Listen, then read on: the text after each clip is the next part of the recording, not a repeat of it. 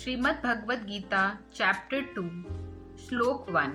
संजय ने कहा, हे राजन, इस प्रकार करुणापूर्वक व्याकुल नेत्रों में आंसू भरे हुए एवं दुखी अर्जुन के प्रति श्री कृष्ण ने ये वचन कहा। अर्जुन युद्ध भूमि में अपने स्वजनों को रणभूमि में उपस्थित देखकर उनकी विवेकहीनता से शोकाकुल है।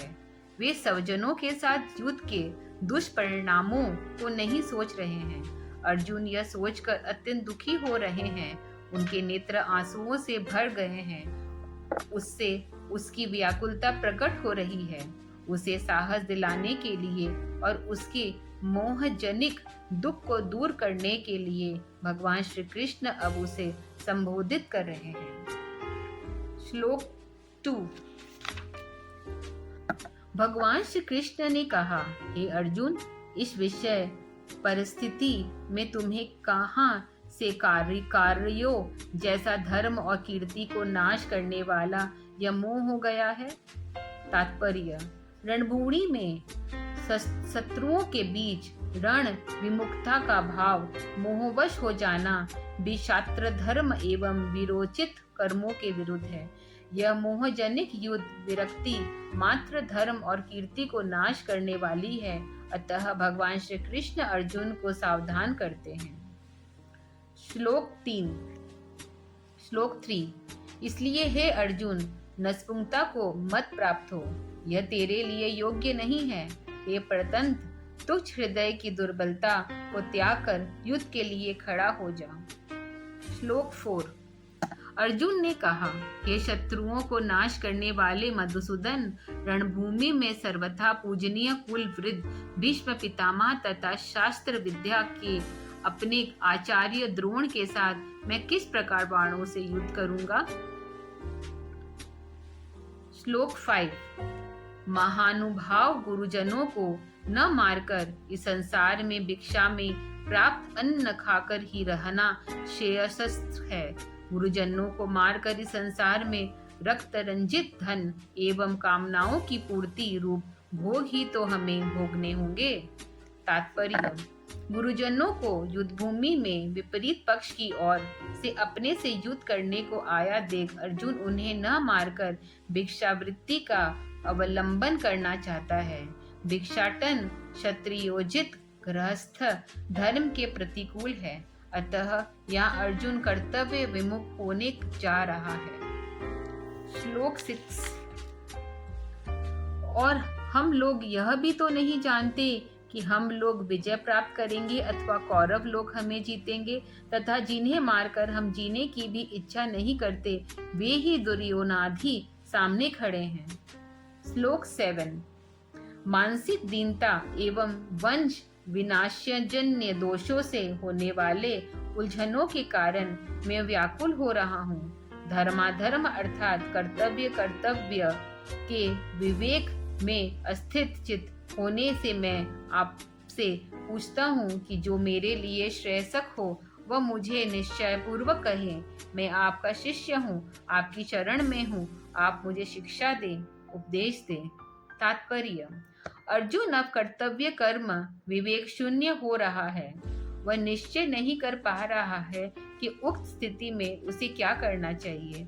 अतः भगवान श्री कृष्ण के शरणापात्र होकर उनसे वह अपने निश्चित कर्तव्य कर्म में विषय में जिज्ञासा कर रहा है। यहाँ विचारणीय यह है कि अब तक वह श्री कृष्ण को अपने सखा व सारथी के रूप में देखता रहा है। अब उन्हें अपने गुरु के रूप में देख रहा है और उनका शिष्यत्व स्वीकार कर रहा है।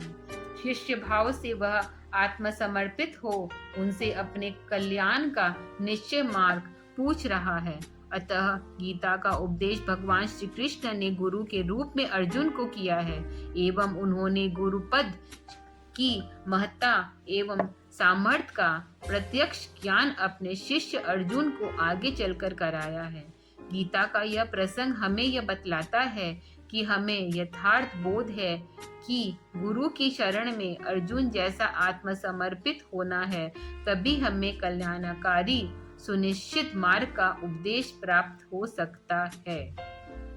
श्लोक 8। पृथ्वी का निष्कट तप, राज्य, अक्षर समृद्धि तथा देवताओं पर आधिपत्य प्राप्त कर भी अपनी इंद्रियों को संताप करने वाला दुख दूर हो जाए, ऐसा मैं नहीं देखता हूँ। तात्पर्य: भाव यह है कि अर्जुन मानसिक अस्थिरता से व्याकुल है। मानसिक अशांति पृथ्वी के निष्कपट राज्य, अनंत समृद्धि अथवा देवताओं के ऊपर स्वामित्व की प्राप्ति द्वारा भी दूर नहीं हो सकती, क्योंकि जिनका मन रूढ़ हो गया है उसे बाहरी सुख सुविधाएं सुखी नहीं कर सकती।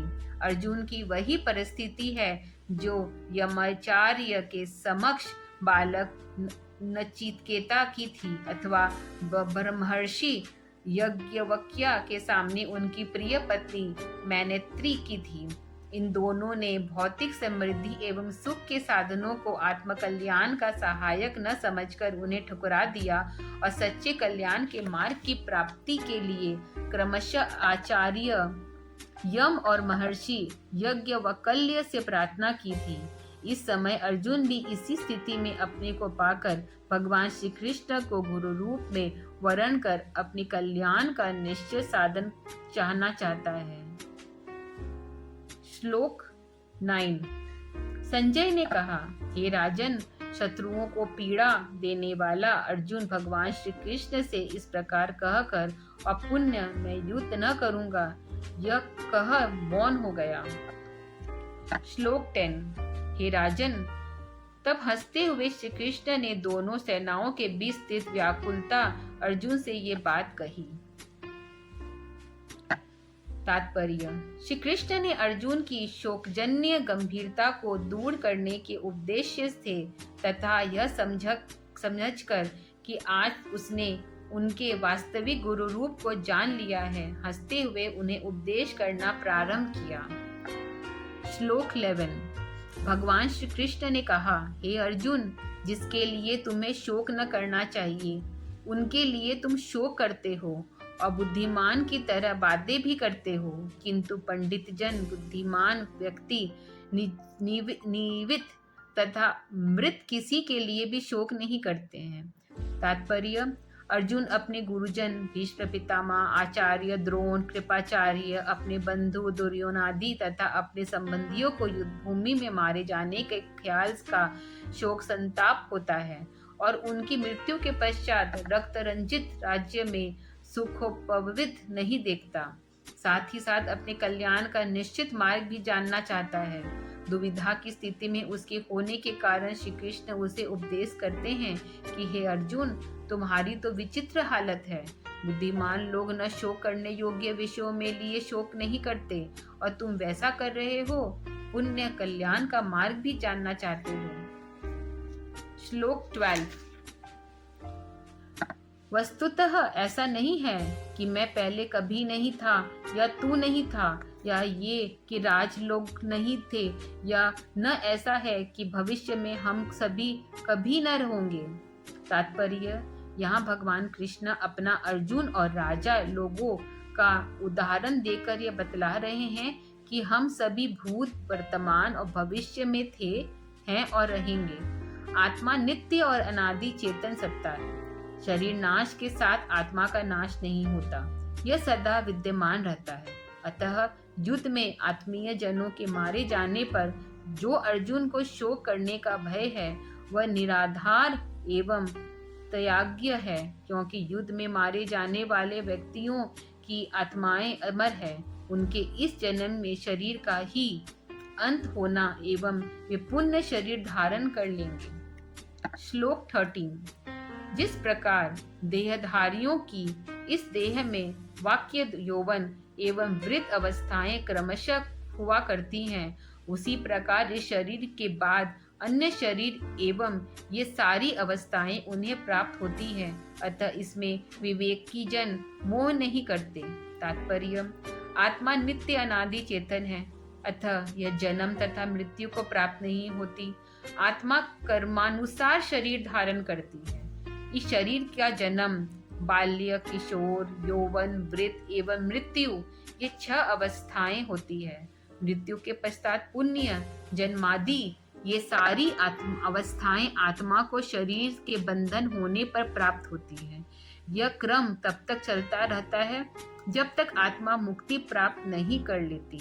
अतः शरीर के नष्ट होने पर शोक करना सर्वथा व्यर्थ है, क्योंकि शरीर तो आत्मा को पुण्य प्राप्त होगा ही, वो दूसरे शरीर में चल जाता है। श्लोक 14।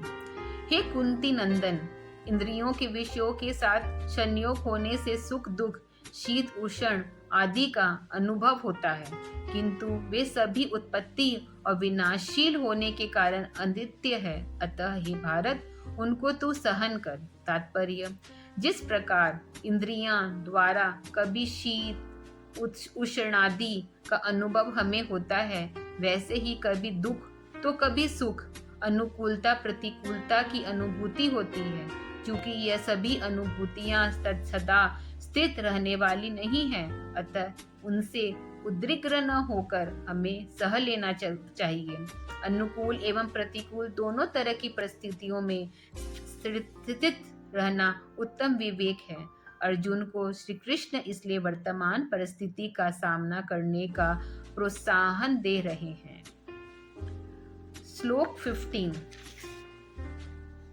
हे पुरुषेष्ठ, ये शील उष्ण सुख दुख आदि जिस व्यक्ति को विचलित अर्थात दुखी नहीं करते, जो दुख सुख में समान रूप से धीर अवस्था स्थित रहता है, वह अमृतत्व का भागी होता है। तात्पर्य: शीत उष्ण सुख दुख आदि का अनुभव आत्मा को इंद्रियों के माध्यम से होता है। जब आत्मा अपनी चेतना को इंद्रिय समूह के संपर्क से पृथक कर लेता है, तब आत्मा को सुख दुख का अनुभव होता है और आद्वंदी को अनुभव नहीं होता, अथवा उनकी अनुभूति होने पर भी आत्मा के अंदर स्थिरता रहती है। ऐसा ही व्यक्ति मोक्ष अर्थात सारे बंधन को निवृत्त का अधिकारी होता है।